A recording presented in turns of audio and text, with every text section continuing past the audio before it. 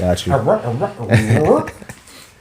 Yo, welcome back to another episode of New York Minute.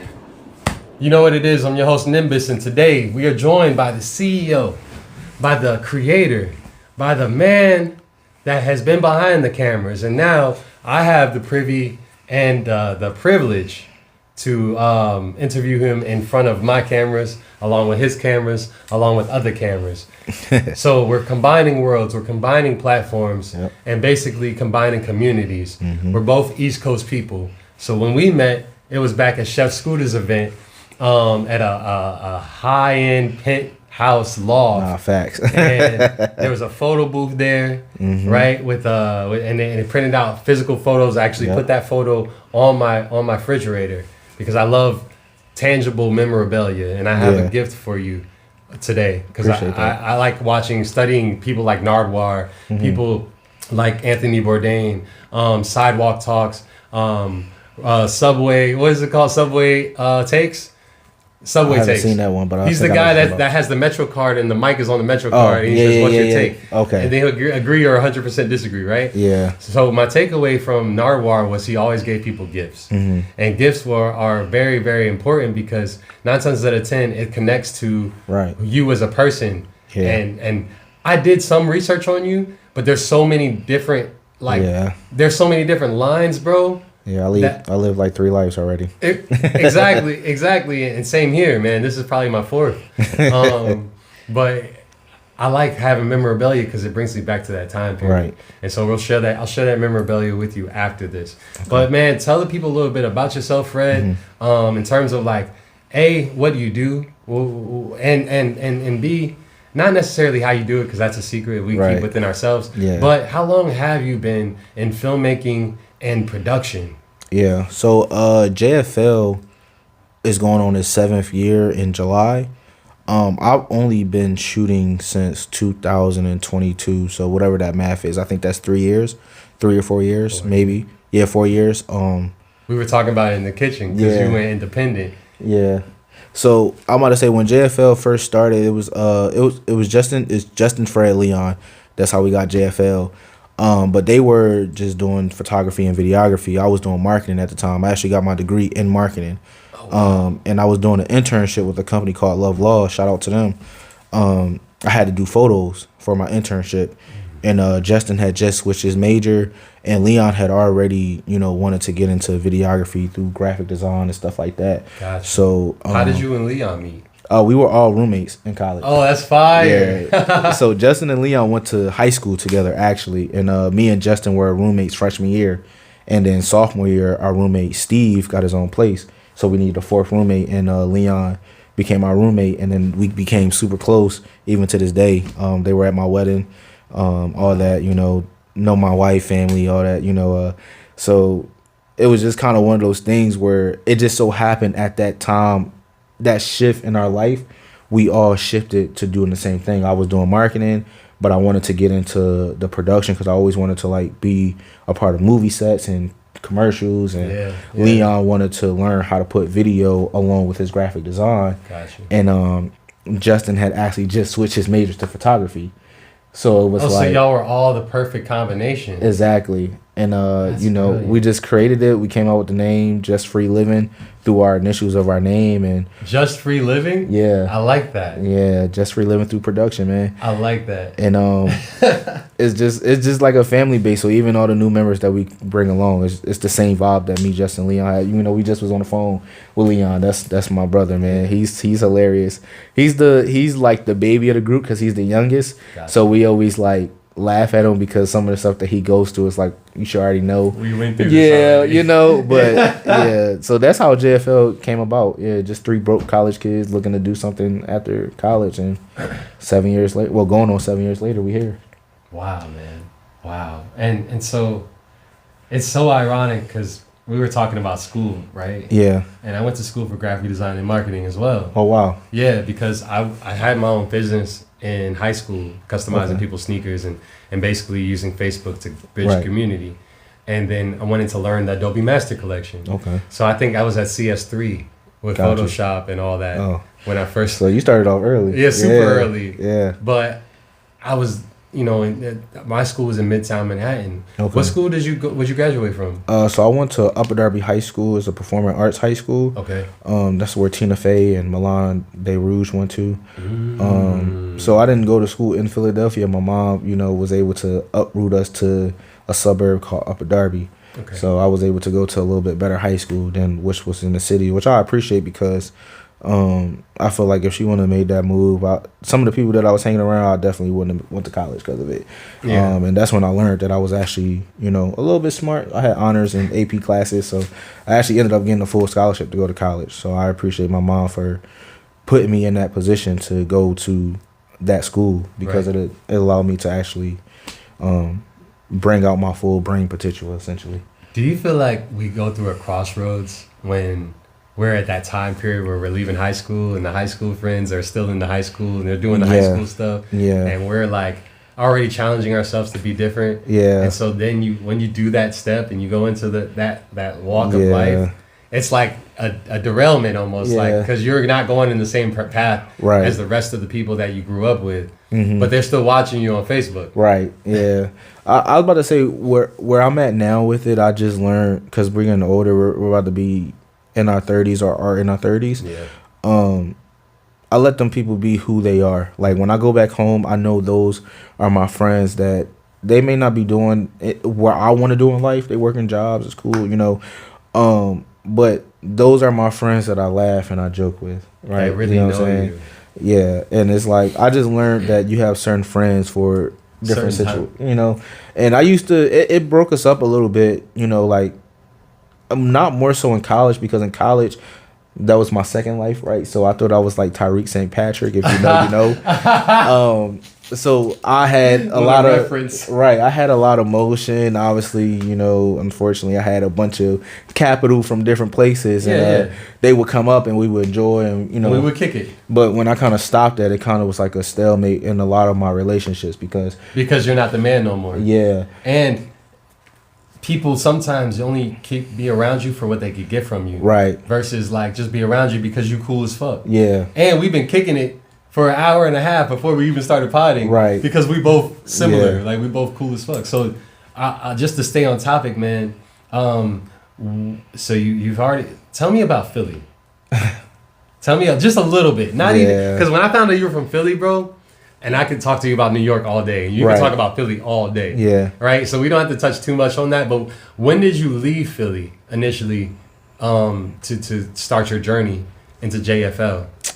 So after I went back home for the summer for freshman year. And then after freshman year, I never went back home. Okay. So now, granted, I did go to school still in PA. For y'all that don't know, Philly does not claim PA. So Philly is its own state, even though it's a city.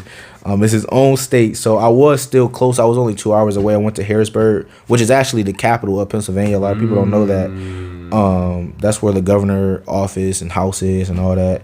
It's like right in the middle in between the Poconos, Pittsburgh, and Philly. So after sophomore year, I never went back because that's when we kind of like, well, we didn't start JFL at that time, but that's when I started my journey into marketing. And that's when I wanted to get out of that certain lifestyle I was living. Right. But to go back to your original question, Philly is an amazing place. I know it's a lot on the news, and I feel like people like G Herbo, when they talk about Chicago, I feel like that's how I sound when I talk about Philly, but it's really a fun place. Now, granted, there's certain places you don't go to. I tell people all the time, if you're an outsider, don't go to certain places by yourself because it's a lot of politics out there. But I will say it makes you, Philly is one of the reasons why I work so hard because you got to work hard to get out of there. But Philly is also a dope place. We have a lot of dope people that come out of here. Some people, they not here with us no more. They locked up just because of the situations. But you got people like DJ Diamond Cuss. You got Philly Motivation, Wallow, Gilly, Meek, Uzi. Even older generation, Freeway, Beanie. Oh my God, Freeway. You get what I'm saying? Beanie Siegel, bro. Literally, feel it in the air, bro. Right. And then he has so many other ones. Freeway. Yeah. So he has a verse on Cannon, Don Cannon.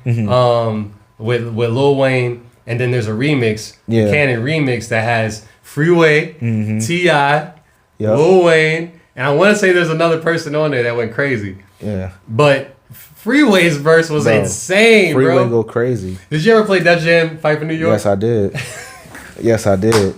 If you like, I feel like if you were born in the 90s, you had to play that game. That was a rite of passage. That and Blitz. If you play NFL Oh my Blitz, that was my God. game. For Oh sure. yeah. Rite of passage, especially when back in the day when we had memory cards. Yeah. So like you could bring your whole joint as long as you had the memory card, Right. And your character could be loaded up, boy. Man, I actually want to get a GameCube. Like I think I want to bring that back. We were speaking about Smash Brothers earlier Yeah. with the homie Lee, right? Man, okay, let's move forward. So how long have you been in Dallas? I've been in Dallas since 2021. Towards the end though, it was after I graduated. My wife graduated on time. I graduated in the summer. Gotcha. So we came out here like August 2021. Okay, cool, Yeah. cool, man. So now we're in 2026. This Yeah. is being recorded in January 2026. Right. And I'm a big numbers dude. Mm-hmm. So I believe numbers and numerology and everything being in sync, and Right. we're all kind of like existing in different playing fields. But Yeah. like certain numbers and certain dates that line up on that number, I feel like it has a meaning to it, right? And so for our specific date, which this is a very important date for me too, I got to work with the church production team for the first time today. Right. Now I'm also talking to a man that is a part and runs a production team. And so there's a lot of things that I'm learning in real time Yeah. from people that have been doing it longer than I've been doing it. Right. New York Minute isn't even a year old yet. Yeah. You know, but naturally I want to connect with people like myself so that I can learn. Right. But then on top of that, the people in the audience that are watching can learn as well, because Yeah. history is important. And so if we're creating history, why not capture it? Right. You know what I'm saying? That's facts. So we would come back to this episode a year from now and it's like, yo, look what we did in a year. Right. Yeah. And then they go down the timeline and be like, yo, Right. they was kicking it at Nim's first studio Yeah. when it first got be created. Like that's lore within lore. Mm-hmm. So that's why I talk too much. Sometimes that's why I like having other people in the front, and then we just No, you communicate good, and have man. a vibe, because you have such a cool story, and I learned a lot about it out there. And so now this episode is more so to compartmentalize the story, so Right. people can go to your website, people can book you and your services along with your comrades, and you reach your target audience, whether you're in Dallas, New York, LA, Chicago, and moving forward, probably overseas. Right. That's Because the goal. that's my goal, bro. Yeah, that's the Move goal. overseas, work remote, come to the Right. U.S. when I want to, Yeah. when I'm clocking in and checking on family. Right. And then I go back overseas where my people are Yeah. from. One, because of cost of living. Yeah. Two, because lifestyle. And I want to learn agriculture next. After this whole production series is done and I'm done potting, or maybe I'm just interviewing people on the Yeah. fly, I just want to have a farm somewhere with a whole bunch of chickens and a whole bunch Nah, of different facts. little like animals. Yeah, I And want a I'm horse. learning how to grow crops, and I'm pouring into the community, and it becomes a resource for the community that exists in. Plus water filters. I want to install water filters in certain third world countries, especially the one that my people come from, Right. which is Antigua. Gotcha. And yeah, because those people still go to the well to get water. Yeah. So imagine if you have the well to get water, but then you got a water filter in that well Right. that gets changed out every now and then, because I had the plug for water filters for alkaline water. Yeah. So I can alkalize that, and then on top of that, I have to partner with the government to do that, so that way Right. they allow me to regulate it, because it will help a lot of impoverished places get good clean water. Yeah, that's a good thing. We Future gotta have goal type shit. purpose work though. Yeah, Yeah. it has to be that. Like, I don't do this to just be in front of the camera and us to be famous and look Right. cool. I do this because I want to teach people, hey, there's people of our skin tone and our color that have a large, vast amount of resources and ideas and possibilities. Right. But then what are we doing with our wealth? Yeah. Are we pouring into just ourselves? Are we just flexing? Like we were talking about thrift stores. Yeah. I got this from Thrift a thrift store store. outfit, The yeah. thrift, this is a whole thrift Uh-huh. outfit. And then, you know, even my jewelry I get from different vendors or people Right. that I know. It's giving him Townie Small rings. Like it's all Yeah. random people that I've come across, and like that's why I want to give you memorabilia at the end of this episode, so you know when you came to New York Minute, Right. you didn't just give your story, but you also left with a gift. And when this gets uploaded, bro, it's gonna be upload it everywhere, all simultaneously. Right. And then hopefully I want to work with you in the future. So like, of course. say for instance, you need a mobile editor to come with you one day. I got the whole pod right here. Right. And so naturally, all you need to do is tell me time, date. Right. And then I'm there. Like, because we need that sometimes. Like, no, we do. I'm doing all this from the mobile device, and you have the Canon, and that Canon is, that's why I wanted to talk to you too. Yeah. What's your favorite lens? Honestly, For shooting, I know you shoot a lot of different stuff. Yeah. But like right now, what's the most, like, your favorite lens or at least company that you have utilized for your Canon that you got right there to capture the shots that you like to capture? Well, I'm gonna be quite frank. Every camera I had, I got the lens from the company. But this is probably gonna surprise a lot of y'all. Because people, when I tell people this all the time, they're surprised because they're like, your work is good. There's no way. I don't know that much about cameras at all. Not at all. And I know when I tell people I do this full time, they're like, how do you not? The people. So you learn in real time. The people on my team that know the most about cameras is Justin, Berlinda, and Evan. Okay, cool. I learned from them. But in all reality, when I first started shooting, I didn't even know how to do. I'm learning art now. I started as the business person, so I was just getting a lot of bookings because you're the liaison, the connection. Yeah. So even though my work may not have been that great back in the day, people wanted to work with me because they knew, hey, if he posted on JFL, it's gonna be people that's gonna check him out because they know my marketing. They know because I've always been good at marketing, so I knew I knew I could sell shit to a toilet. Yeah. You get what I'm saying? So yes. It's like now I'm starting to learn the art, but I'm at the point where I'm starting to learn how to create the art because I want to go into production. So I'm learning more of the angles and the shots because I want to be able, when I'm directing, to not be one of those directors that's micromanaging the camera crew, because I actually was behind the camera before. So now I can actually give them real-time advice and we can actually create something dope.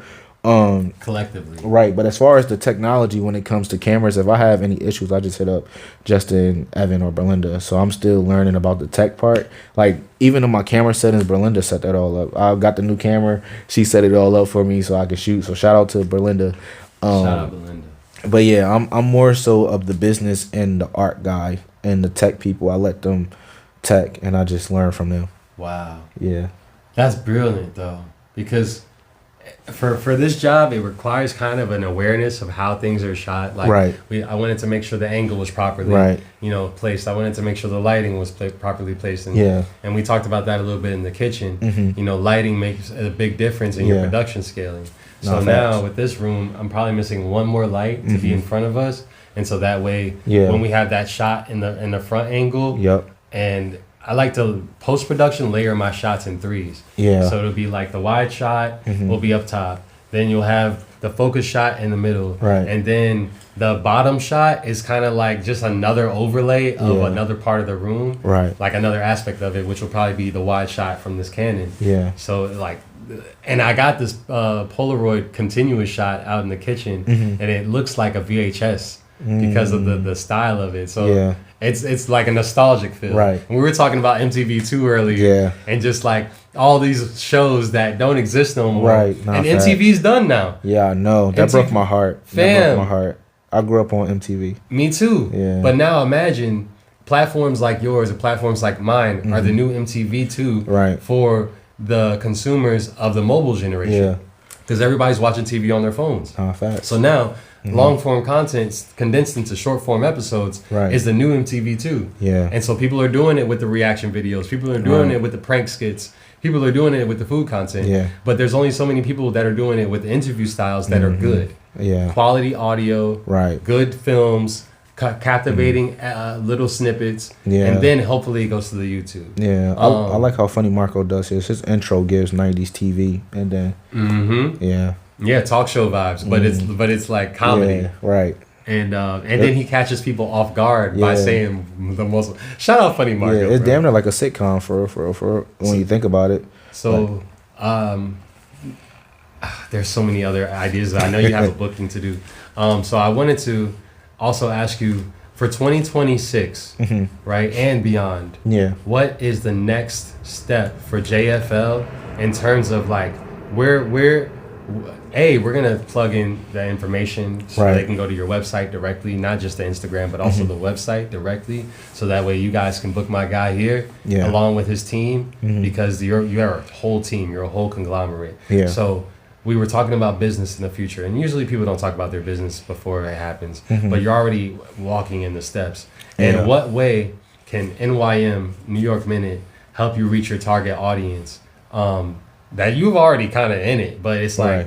there's always more, right? And so Yeah. naturally you might need more editors, or you might sometimes you got more than enough work. Yeah. You might just need more editors or more people that can show up and be more consistent Yeah. based off of your needs right now, because you're in a whole nother ballpark, bro. And it's Right. it's beautiful to capture your story right now, because then a year from now you're gonna be, if probably sooner than that, in that next world of Yeah. like, oh, bro, I got the editors, I got 5 terabyte hard drives, I Nah, got facts. a whole spaceship, like bro, with the technology that we're with now, Yeah. we're seeing self-driving cars everywhere. Nah, facts. We're literally in the Matrix and Tron at the same time, Right. and we're seeing all these different automated vehicles and automated forklift drivers. I'm a forklift driver by day. By Gotcha. night we do this, and early in the morning. But you're a prime example of what I'm going to be in the future with running a business, a company. I have teammates, Right. and yeah. What is the next thing that you might need from a person like myself who can potentially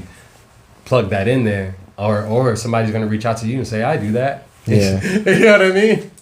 Sorry. I would say, I need two things. I need y'all to keep creating, right? Okay.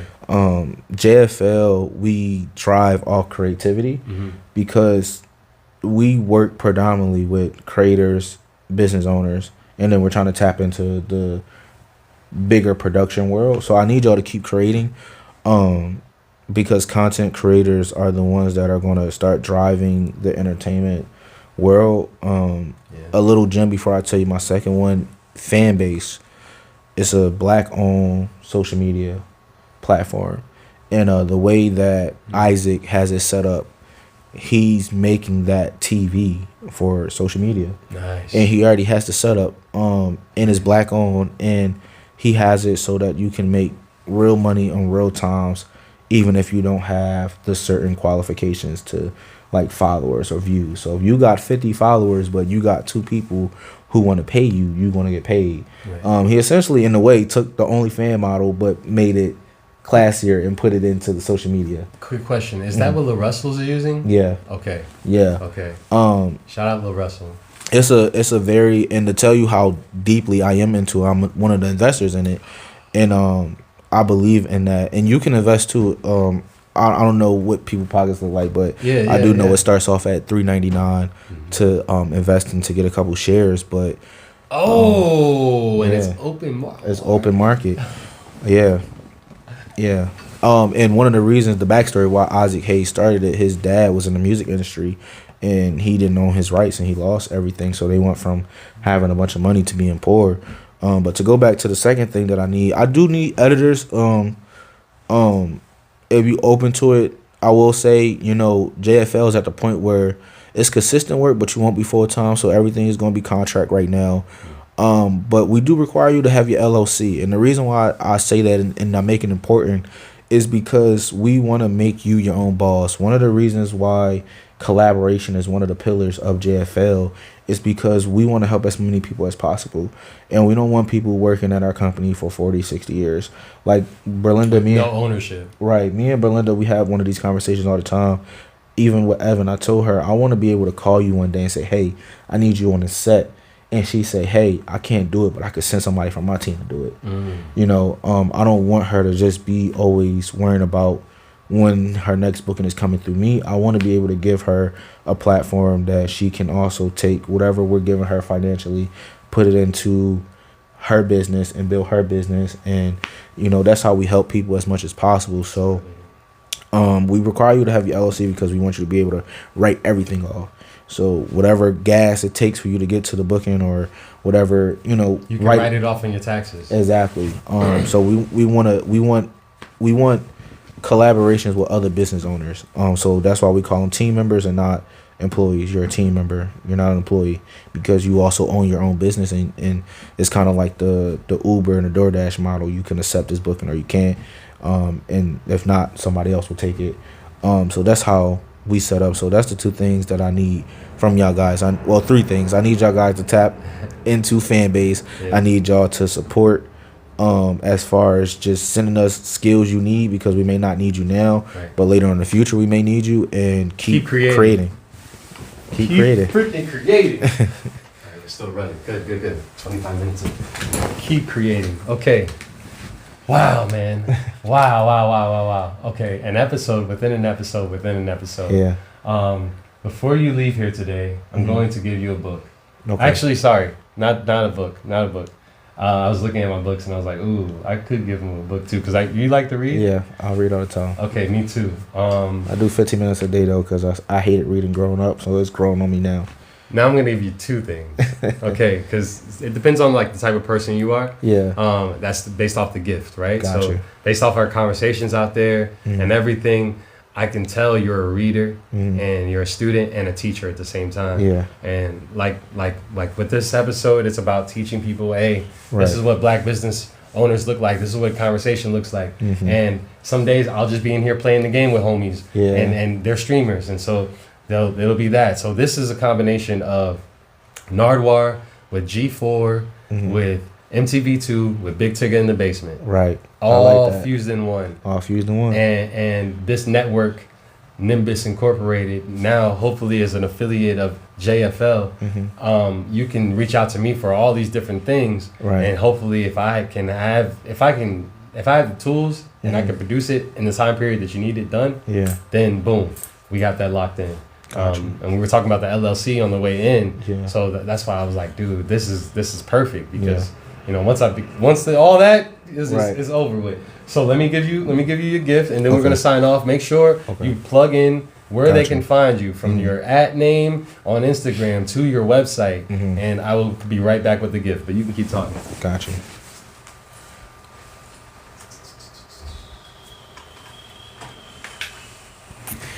What it do, Cam?